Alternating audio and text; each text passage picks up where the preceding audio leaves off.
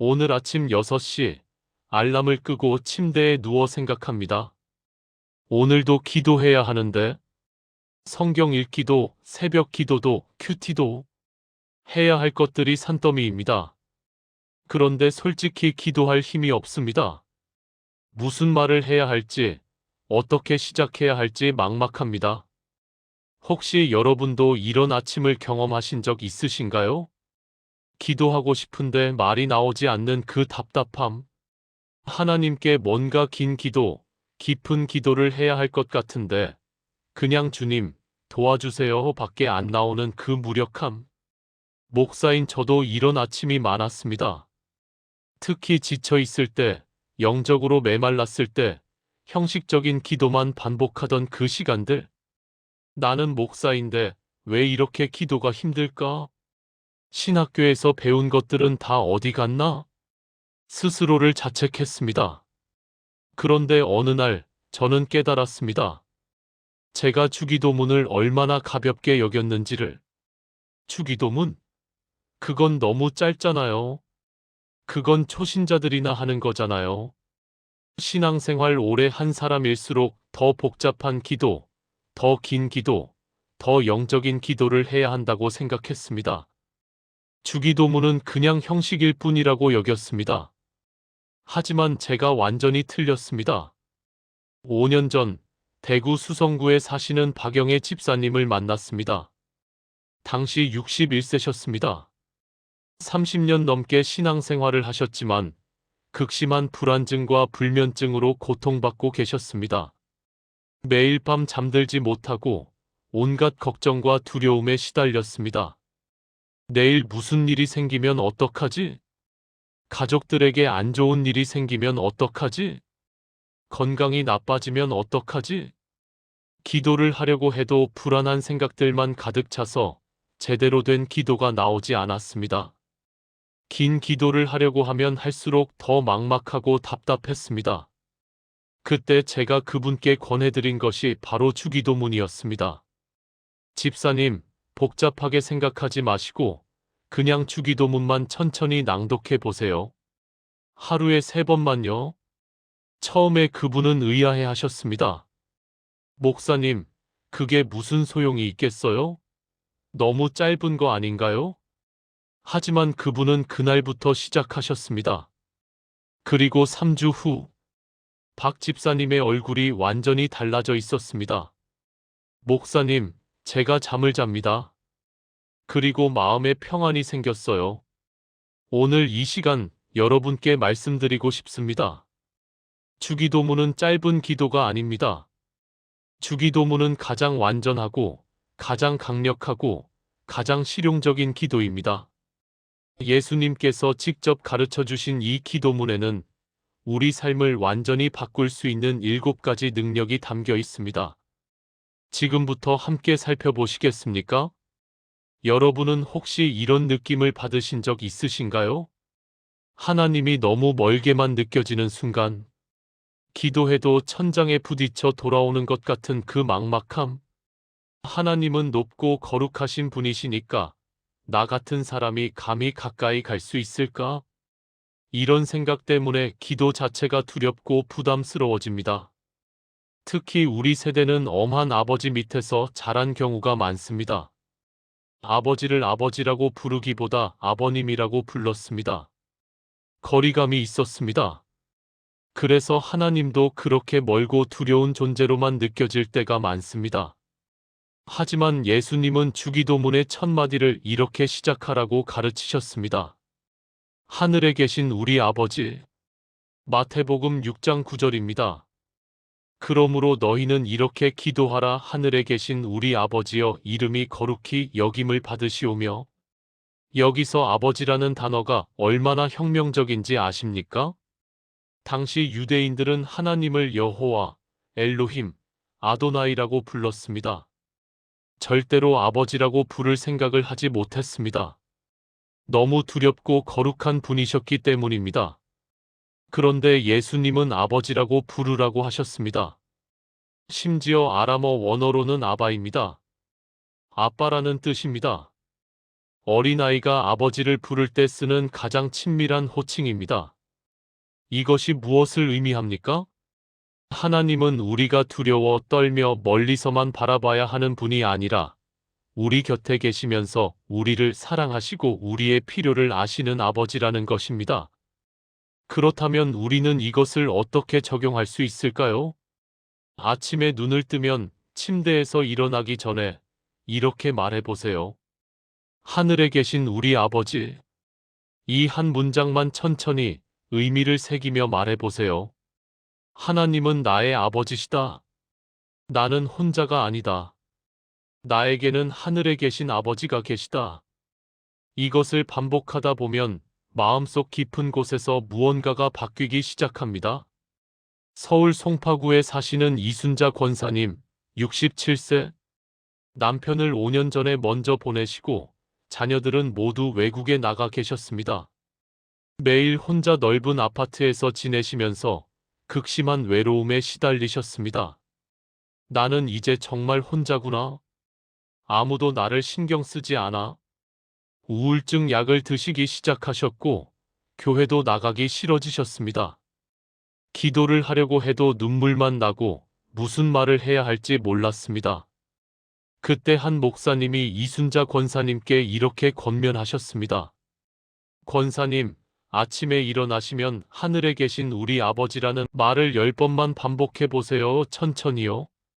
처음에는 반신반의했지만 권사님은 그날부터 시작하셨습니다. 하늘에 계신 우리 아버지. 하늘에 계신 우리 아버지. 며칠은 아무 느낌이 없었습니다. 그냥 기계적으로 반복할 뿐이었습니다. 하지만 일주일쯤 지났을 때 이상한 일이 일어났습니다. 하늘에 계신 우리 아버지라고 말하는데 갑자기 눈물이 쏟아졌습니다. 아, 나에게도 아버지가 계시구나. 나는 혼자가 아니구나. 그 깨달음이 마음 깊은 곳에서 올라왔습니다. 한 달 후, 권사님은 우울증 약을 끊으셨습니다. 2달 후, 교회 봉사를 다시 시작하셨습니다. 3달 후, 혼자 사시는 다른 어르신들을 위한 소그룹 모임을 만드셨습니다. 지금은 그 모임에서 매주 20명 넘는 어르신들과 함께 주기도문을 낭독하며 서로를 위로하고 계십니다. 저는 이제 외롭지 않아요. 하늘에 계신 우리 아버지가 항상 저와 함께 계시니까요. 사랑하는 여러분, 지금 저와 함께 이렇게 기도해 보시겠습니까? 하늘에 계신 우리 아버지, 오늘 이 아침 제가 혼자가 아님을 깨닫게 하시니 감사합니다. 주님은 저의 아버지이시고 저는 주님의 자녀입니다. 아버지께서 항상 저와 함께 계시고 저를 지켜보시며 저를 사랑하십니다. 이제 외로움과 두려움을 내려놓고 아버지의 사랑 안에서 살아가기를 원합니다. 오늘 하루도 아버지와 함께 걸어가게 하소서. 아버지의 임재를 믿고 신뢰합니다. 예수님의 이름으로 기도합니다. 아멘. 이 기도를 매일 아침 드려보세요. 여러분의 삶에서 외로움이 사라지고 하나님과의 친밀함이 자라나는 것을 경험하게 될 것입니다. 현대를 살아가는 우리는 너무 많은 것들에 마음을 빼앗깁니다. 아침에 눈을 뜨면 스마트폰을 확인하고 뉴스를 보고 SNS를 보고 메시지를 확인합니다. 하루 종일 나에게 집중합니다. 내 일, 내 건강, 내 가족, 내 문제, 내 미래. 그러다 보면 정작 가장 중요한 것을 놓칩니다. 하나님이 중심이 되어야 할 삶이 어느새 나가 중심이 되어버립니다. 기도도 마찬가지입니다. 하나님, 이것 주세요. 저것 해주세요. 이 문제 해결해 주세요. 우리의 필요만 가득한 기도가 됩니다. 그런데 예수님은 주기도문의 2번째로 이것을 가르치셨습니다. 이름이 거룩히 여김을 받으시오며. 마태복음 6장 9절입니다. 이 구절의 의미가 무엇일까요? 하나님의 이름이 거룩히 여김을 받는다는 것은 하나님께서 우리 삶의 중심이 되시고 하나님의 영광이 드러나는 것을 의미합니다. 성경에서 이름은 그 사람의 본질과 성품을 의미합니다. 하나님의 이름이 거룩히 여김을 받는다는 것은 하나님의 성품과 하나님의 뜻이 우리 삶에서 드러나는 것입니다.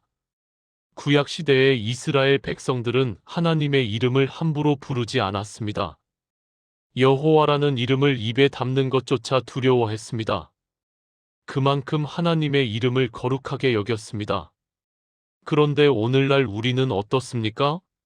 하나님의 이름을 쉽게 부르면서도 정작 하나님을 삶의 중심에 모시지 않을 때가 많습니다. 그렇다면 우리는 어떻게 하나님의 이름을 거룩히 여길 수 있을까요?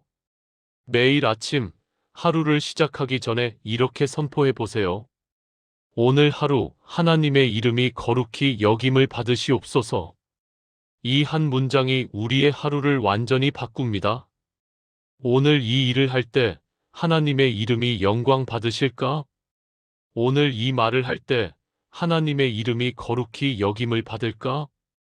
오늘 이 선택을 할 때 하나님께서 기뻐하실까? 이런 질문들이 우리의 생각과 말과 행동을 인도하게 됩니다. 부산 연제구에 사시는 최동환 집사님, 58세, 건설 회사를 운영하시는 분이셨습니다.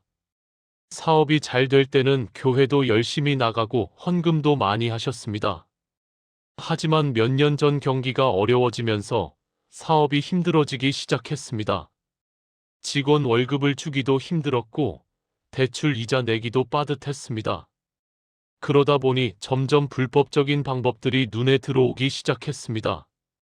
이번 공사에서 자재를 조금만 싸구려로 바꾸면, 이 서류에 조금만 숫자를 조작하면, 다른 회사들도 다 이렇게 하는데 나만 정직하게 하면 손해잖아. 매일 밤 양심의 가책을 느끼면서도 살기 위해서는 어쩔 수 없다고 스스로를 합리화했습니다. 기도도 점점 형식적이 되어갔습니다. 그러던 어느 날 새벽 기도회에서 목사님이 주기도문을 한 구절씩 묵상하며 기도하자고 하셨습니다. 이름이 거룩히 여김을 받으시오며, 이 구절을 묵상하는 순간 최 집사님의 가슴이 찢어지는 것 같았습니다. 나는 하나님의 이름을 거룩하게 하고 있는가? 내 사업에서, 내 일터에서 하나님의 이름이 영광 받고 있는가? 눈물이 쏟아졌습니다. 그날 이후 최 집사님은 결단하셨습니다. 사업이 망해도 좋다. 하나님의 이름을 더럽히는 일은 하지 않겠다. 그날부터 모든 불법적인 것들을 정리하기 시작하셨습니다. 싸구려 자재는 다시 정품으로 바꾸셨습니다. 조작된 서류들은 모두 폐기하셨습니다. 거래처들에게 솔직하게 말씀하셨습니다. 죄송합니다. 저는 이제 정직하게 사업하겠습니다. 처음 3개월은 정말 힘들었습니다. 일감이 줄어들었고 수입도 크게 감소했습니다. 하지만 6개월쯤 지나자 이상한 일들이 일어나기 시작했습니다. 최 사장님, 당신처럼 정직한 사람이 없어서 우리 공사를 맡기고 싶습니다. 소문이 퍼지기 시작했습니다. 최동환 집사는 비록 가격은 조금 비싸지만 절대로 사기치지 않는 사람이다. 1년 후 회사 매출이 예전보다 더 늘어났습니다. 2년 후 직원을 10명이나 더 채용하게 되었습니다. 지금 최 집사님은 이렇게 말씀하십니다. 하나님의 이름을 거룩하게 하기로 결단한 그 순간부터 제 인생이 바뀌었습니다. 하나님께서 모든 것을 책임져 주셨습니다. 사랑하는 여러분, 지금 저와 함께 이렇게 기도해 보시겠습니까? 거룩하신 하나님 아버지, 주님의 이름이 제 삶에서 거룩히 여김을 받기를 원합니다. 제 생각과 말과 행동이 모두 주님의 영광을 드러내게 하소서. 제가 중심이 아니라 주님이 중심이 되는 삶을 살게 하소서. 오늘 제가 하는 모든 일에서 하나님의 이름이 높임받게 하소서. 세상이 제 삶을 통해 하나님의 거룩하심을 보게 하소서. 주님의 이름을 거룩하게 하기로 결단합니다. 예수님의 이름으로 기도합니다. 아멘. 이 기도를 매일 드리며 하나님을 삶의 중심에 모시는 여러분이 되시기를 축복합니다. 우리는 불안한 세상을 살아갑니다. 뉴스를 켜면 전쟁, 경제 위기, 질병, 범죄 소식이 가득합니다. 내일 무슨 일이 일어날지, 다음 달 우리 삶이 어떻게 될지 알 수 없습니다. 퇴직 후 노후가 걱정되고, 건강이 걱정되고, 자녀들의 미래가 걱정됩니다. 세상이 점점 더 나빠지는 것 같은데, 앞으로 어떻게 살아가지? 이런 두려움이 마음을 짓누릅니다. 특히 나이가 들수록 이런 불안감이 더 커집니다. 내가 병들면 누가 돌봐줄까? 내 노후 자금이 바닥나면 어떡하지? 이 세상이 정말 살만한 곳이 맞나? 하지만 예수님은 주기도문에서 이렇게 기도하라고 가르치셨습니다. 나라가 임하시오며. 마태복음 6장 10절입니다. 나라가 임하시오며 뜻이 하늘에서 이루어진 것 같이 땅에서도 이루어지이다. 하나님의 나라가 임한다는 것은 무엇을 의미할까요? 하나님의 통치, 하나님의 주권, 하나님의 능력이 우리 삶에 임하는 것을 의미합니다. 세상은 혼란스럽고 불안하지만 하나님의 나라는 평안하고 안전합니다. 세상은 변하고 흔들리지만 하나님의 나라는 영원하고 견고합니다. 이사야 9장 7절은 이렇게 말합니다.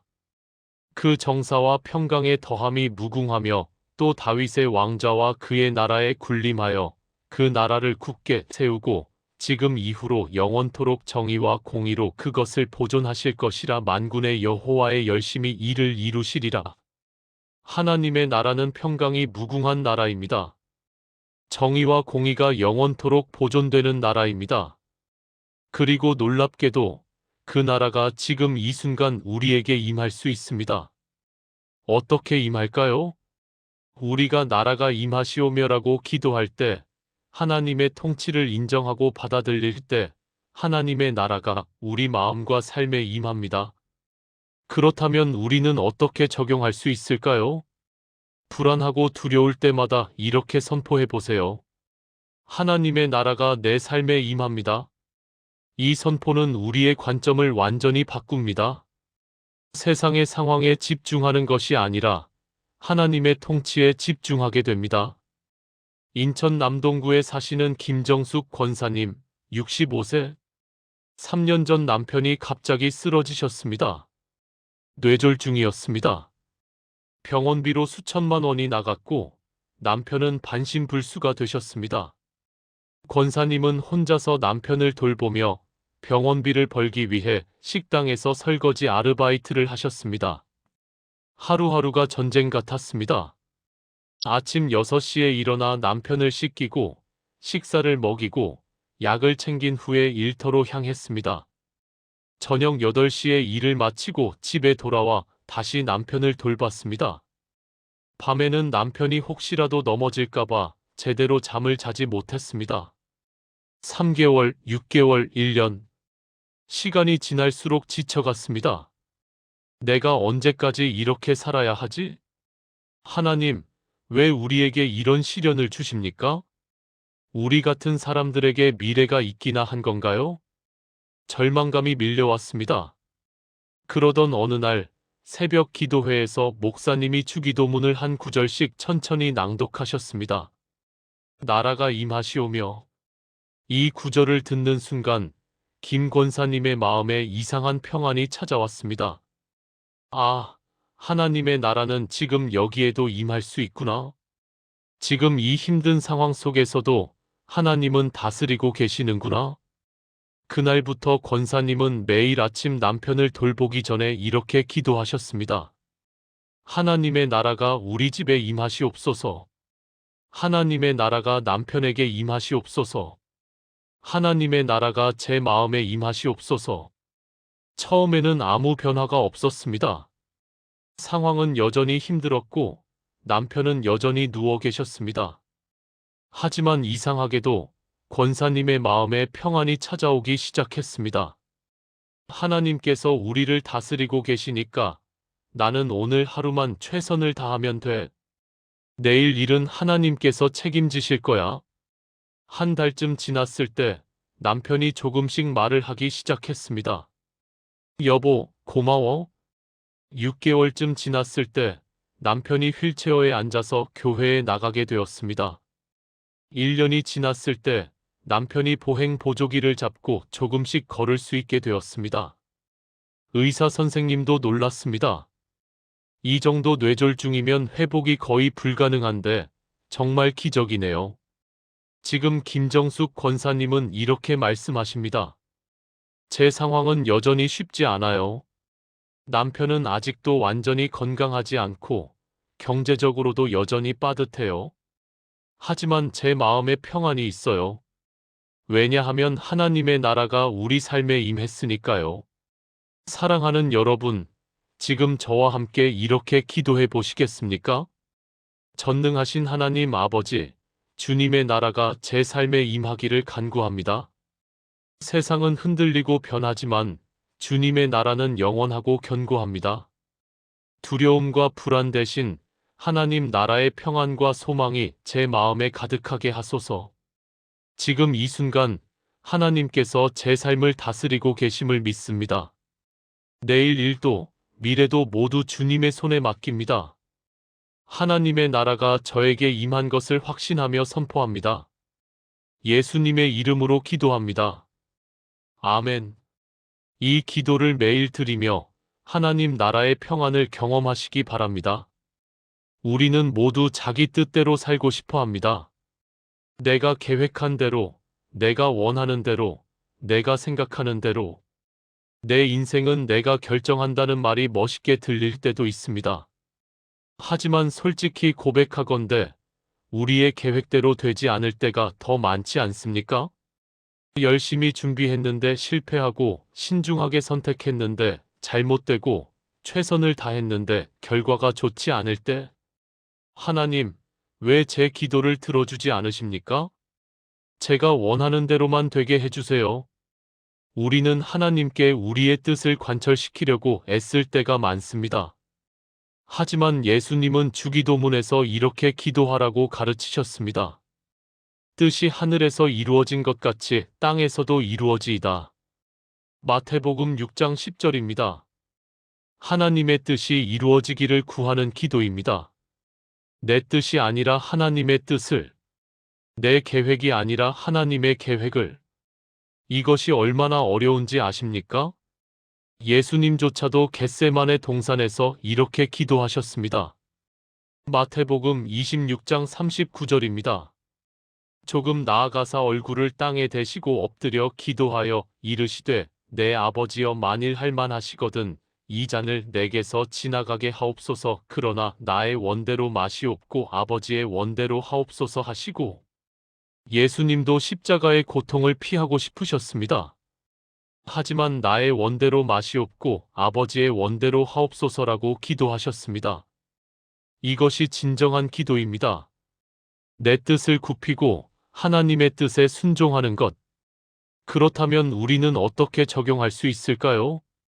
중요한 결정을 앞두고 있을 때, 내 뜻을 강하게 주장하고 싶을 때, 이렇게 기도해 보세요. 하나님의 뜻이 이루어지이다. 내 뜻대로가 아니라 하나님의 뜻대로. 이 기도는 우리를 자유롭게 만듭니다. 내가 모든 것을 통제해야 한다는 부담에서 벗어나게 합니다.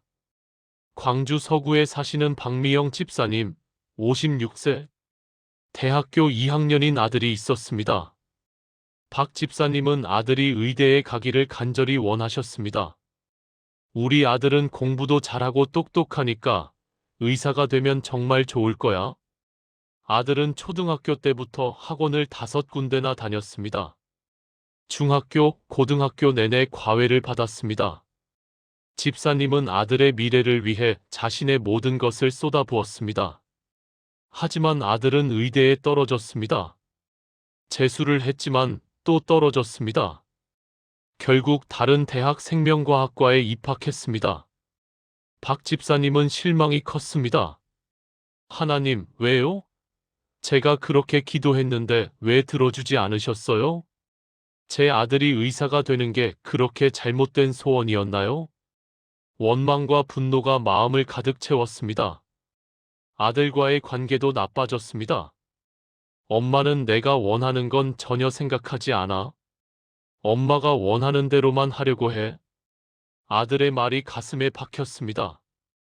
그러던 어느 날 집사님은 새벽 기도 중에 주기도문을 낭독하다가 이 구절에서 멈추게 되었습니다. 뜻이 하늘에서 이루어진 것 같이 땅에서도 이루어지이다. 나는 내 뜻만 주장하고 있었구나.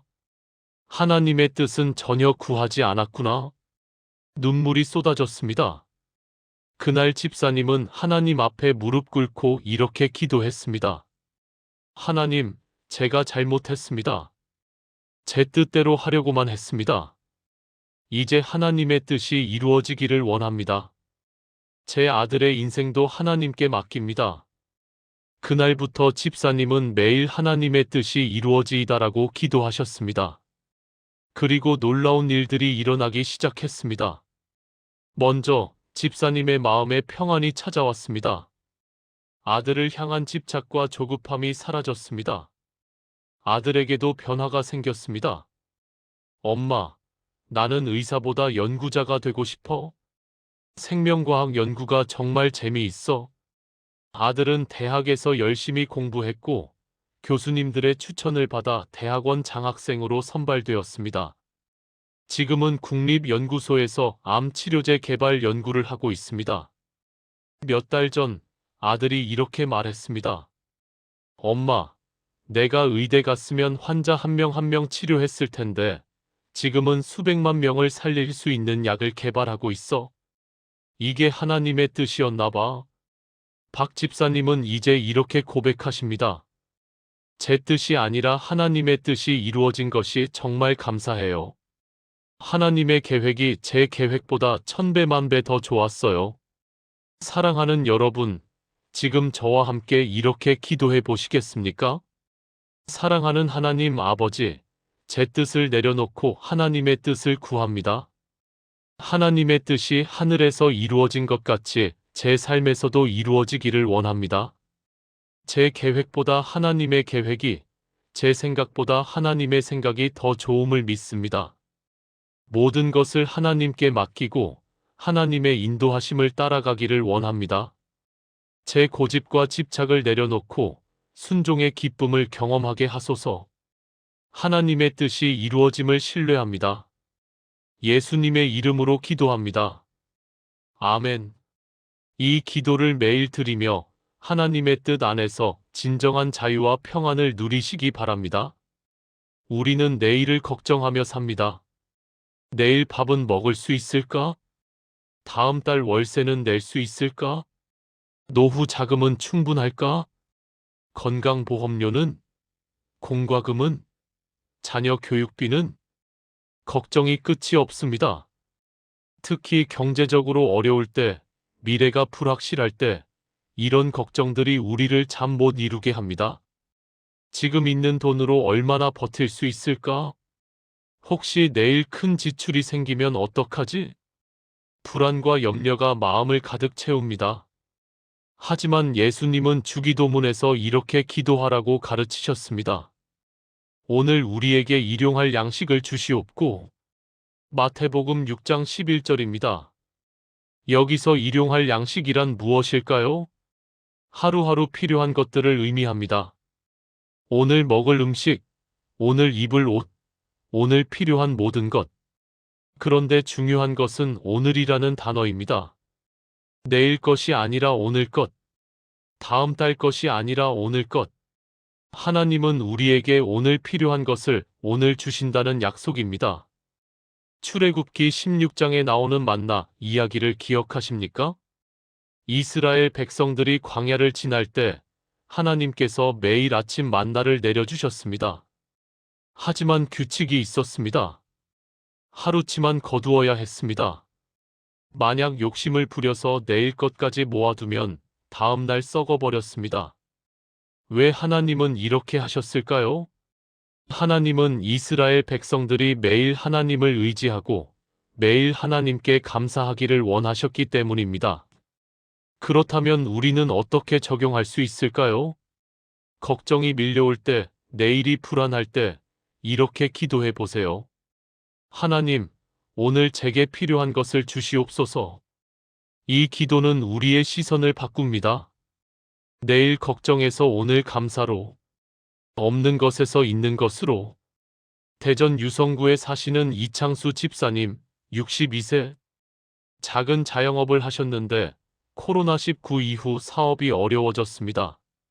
매출이 반토막 났고 빚이 늘어났습니다. 통장 잔고는 점점 줄어들었고 며칠 후면 월세를 내야 했습니다. 이번 달 월세를 못 내면 어떡하지? 다음 달은? 그 다음 달은? 밤마다 잠을 이루지 못했습니다. 통장을 확인하고 계산기를 두드리고 이리저리 돈을 빌릴 곳을 알아봤습니다. 하지만 갈수록 막막했습니다. 기도를 하려고 해도 걱정만 가득해서 제대로 된 기도가 나오지 않았습니다. 그러던 어느 날 새벽 기도회에서 목사님이 주기도문을 한 구절씩 묵상하며 기도하자고 하셨습니다. 오늘 우리에게 일용할 양식을 주시옵고. 이 구절을 묵상하는 순간 이 집사님의 마음에 빛이 비쳤습니다. 오늘만. 하나님은 내일 것까지 걱정하라고 하지 않으셨어? 오늘 필요한 것만 구하라고 하셨어? 그날부터 이 집사님은 기도를 바꾸셨습니다. 하나님, 오늘 제가 필요한 것을 주시옵소서. 오늘 장사가 잘 되게 하시고, 오늘 손님들이 오게 하시고, 오늘 제가 감사할 수 있게 하소서. 내일 걱정은 내일 하기로 했습니다. 오늘은 오늘만 집중하기로 했습니다. 놀랍게도 마음의 평안이 찾아왔습니다. 그리고 이상한 일들이 일어나기 시작했습니다. 단골 손님 한 분이 오셔서 이렇게 말씀하셨습니다. 사장님, 여기 음식이 정말 맛있어요. 제 친구들한테 소개했어요. 그날 이후 손님이 조금씩 늘어나기 시작했습니다. 한 달쯤 지나자 월세를 낼 수 있었습니다. 두 달째에는 밀린 공과금을 낼 수 있었습니다. 석 달째에는 작은 빚을 갚을 수 있었습니다. 6개월이 지난 지금 이창수 집사님은 이렇게 말씀하십니다. 저는 이제 통장 잔고를 보면서 불안해하지 않아요.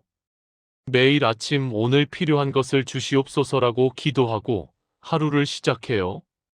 그러면 하나님께서 정말 오늘 필요한 것을 주세요. 어떤 날은 많이 주시고 어떤 날은 적게 주시지만 항상 충분해요. 마태복음 6장 34절에서 예수님은 이렇게 말씀하셨습니다.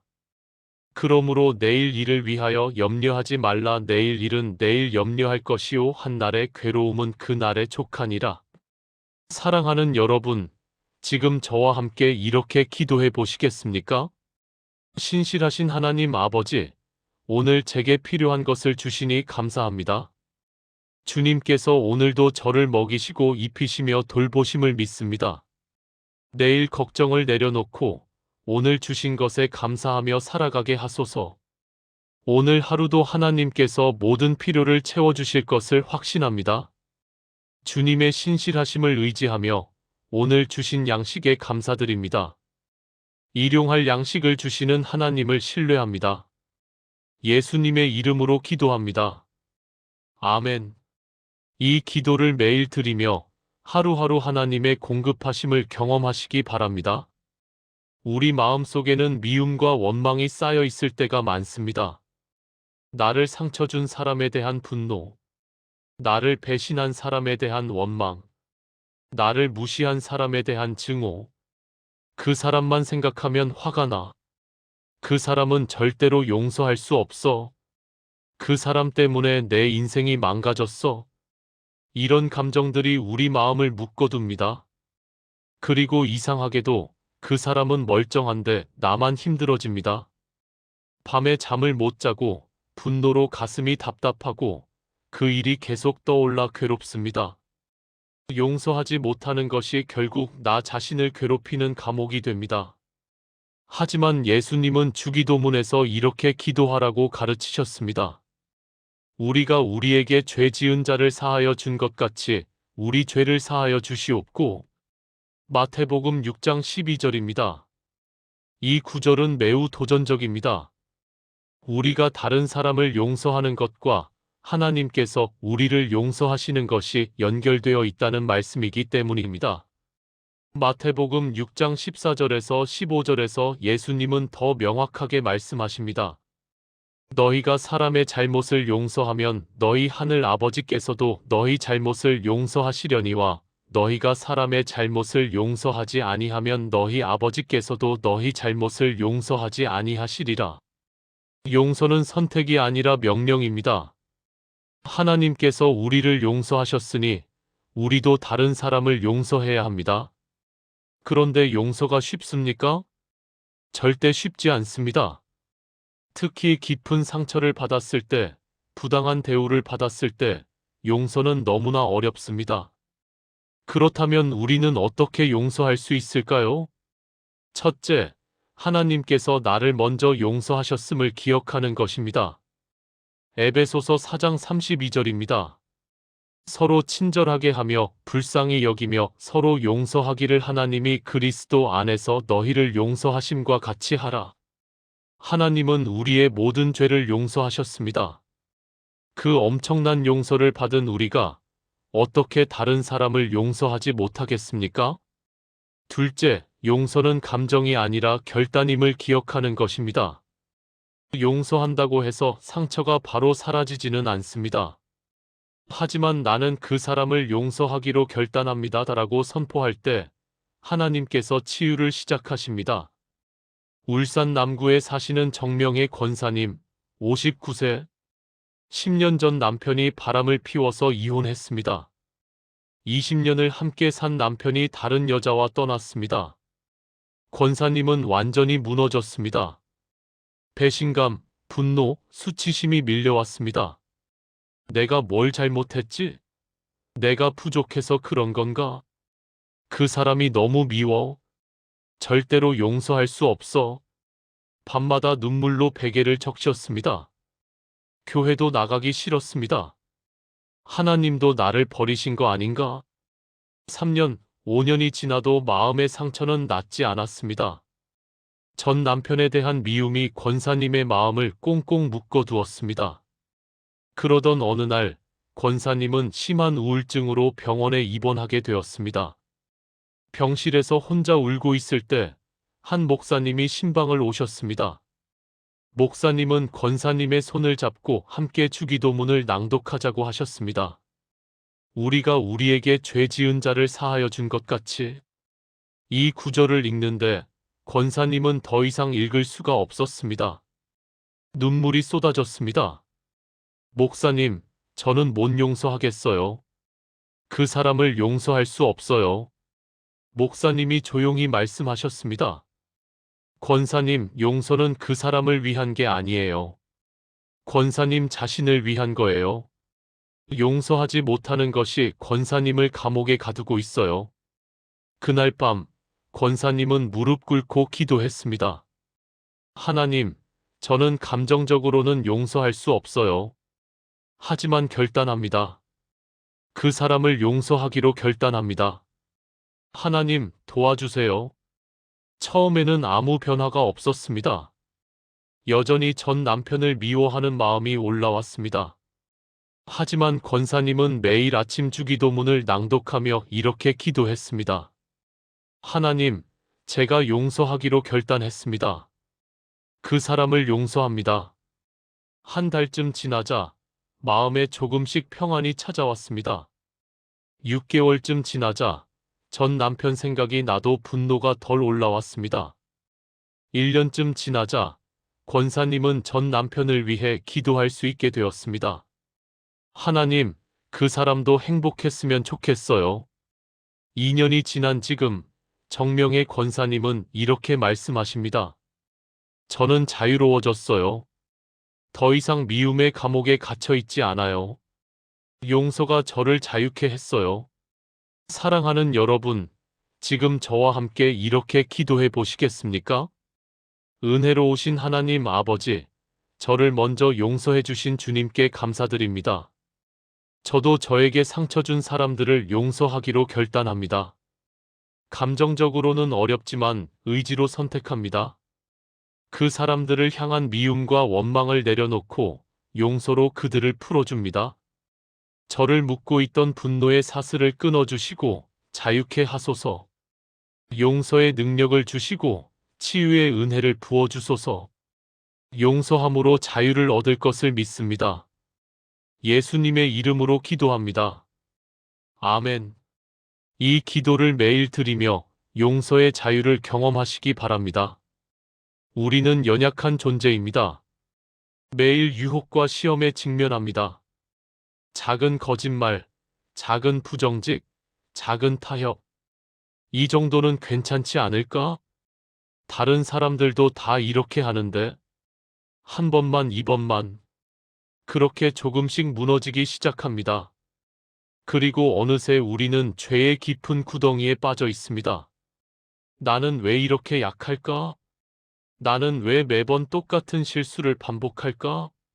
나는 변할 수 없는 걸까? 자책과 절망이 밀려옵니다. 하지만 예수님은 주기도문의 마지막에 이렇게 기도하라고 가르치셨습니다.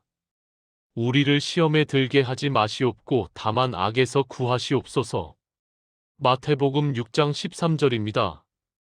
이 구절은 두 가지를 담고 있습니다. 첫째, 시험에 들지 않도록 지켜달라는 기도. 둘째, 악에서 구원해달라는 기도. 우리는 스스로의 힘으로는 시험을 이길 수 없습니다. 하지만 하나님의 도우심이 있으면 이길 수 있습니다. 고린도전서 10장 13절은 이렇게 약속합니다. 사람이 감당할 시험 밖에는 너희가 당한 것이 없나니 오직 하나님은 미쁘사 너희가 감당하지 못할 시험 당함을 허락하지 아니하시고 시험 당할 즈음에 또한 피할 길을 내사 너희로 능히 감당하게 하시느니라. 하나님은 우리가 감당할 수 없는 시험을 허락하지 않으십니다. 그리고 시험이 올 때마다 피할 길을 예비하십니다. 그렇다면 우리는 어떻게 적용할 수 있을까요? 유혹이 다가올 때, 넘어질 것 같을 때, 이렇게 기도해 보세요. 하나님, 저를 시험에서 지켜주시고, 악에서 구원하소서. 이 기도는 우리를 겸손하게 만듭니다. 나는 혼자서는 안 돼. 하나님의 도우심이 필요해. 그리고 이 겸손함이 우리를 승리로 이끕니다. 천안 서북구에 사시는 한승호 집사님, 54세, 중소기업 영업팀장으로 일하셨습니다. 30년 가까이 신앙생활을 해오신 분이셨습니다. 하지만 몇 년 전 회사 실적이 안 좋아지면서 엄청난 압박을 받기 시작했습니다. 한 팀장, 이번 분기에 목표를 달성하지 못하면 구조조정 대상이야. 집사님은 절박했습니다. 어떻게든 실적을 올려야 해. 그러다 보니 점점 윤리적으로 문제가 있는 방법들이 눈에 들어오기 시작했습니다. 거짓 보고서 작성, 과장 광고, 뇌물 제공. 다른 회사들도 다 이렇게 하는데 나만 정직하게 하면 손해잖아.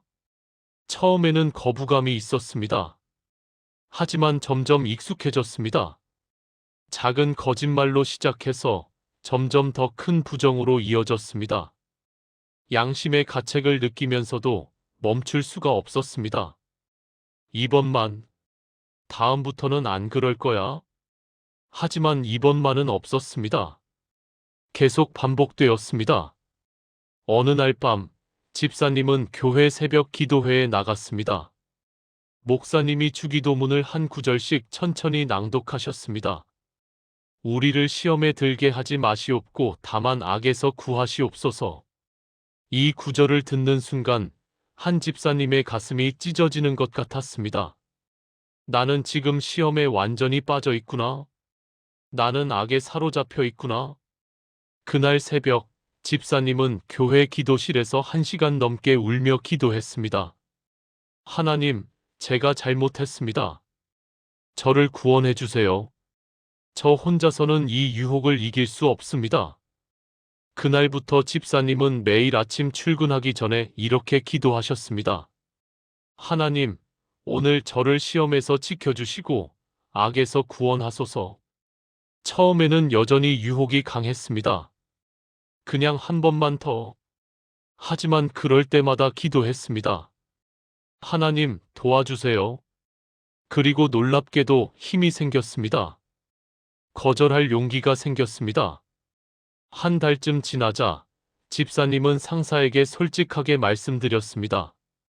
부장님, 죄송하지만 저는 이제 이런 방식으로는 일할 수 없습니다. 상사는 화를 냈지만 집사님은 흔들리지 않았습니다.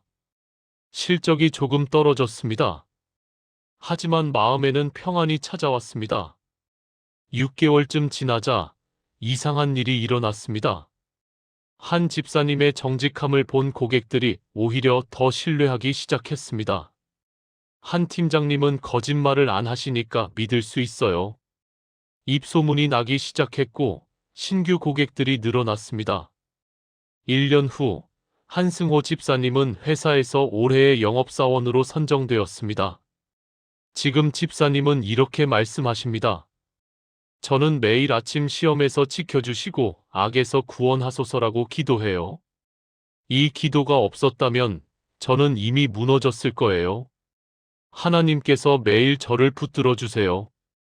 사랑하는 여러분, 지금 저와 함께 이렇게 기도해 보시겠습니까? 전능하신 하나님 아버지, 저는 연약합니다. 저 혼자서는 시험을 이길 수 없습니다. 오늘도 저를 시험에서 지켜주시고 악에서 구원하소서. 유혹이 다가올 때 피할 길을 예비하시고 넘어지려 할 때 붙들어 주소서. 주님의 능력으로 승리하며 살아가게 하소서.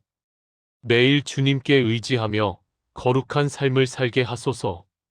하나님의 보호하심을 신뢰하고 의지합니다. 예수님의 이름으로 기도합니다. 아멘. 이 기도를 매일 드리며 하나님의 보호하심 안에서 승리의 삶을 살아가시기 바랍니다.